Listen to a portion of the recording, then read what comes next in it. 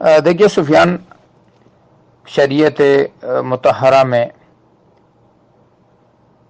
کوئی چیز کسی غیر مسلم کے ہاتھ کے لگنے سے ناپاک یا حرام نہیں ہوتی ہے۔ کسی غیر مسلم کی دکان پر کسی چیز کا بکنا اس کے حرام ہونے کی یا ناجائز ہونے کی وجہ نہیں بن سکتی۔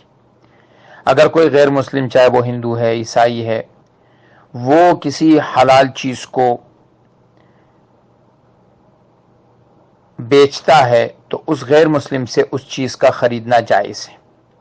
لہٰذا بیکری والا، اگر اس کا مالک اونر وہ غیر مسلم ہے لیکن اس کے ہاں جو چیزیں بک رہی ہے، جو گوشت والی چیزیں ہیں، وہ مارکیٹ سے خریدتا ہے جو مسلمان ذبح کرتے ہیں، اور اس کے ہاں جو کام کرنے والے ہیں وہ بھی مسلمان ہیں اور وہ حلال طریقے سے حلال چیزوں میں ان چیزوں کو پکاتے ہیں، تو پھر ان سے ان چیزوں کے خریدنے میں شرعاً کوئی حرج نہیں ہے۔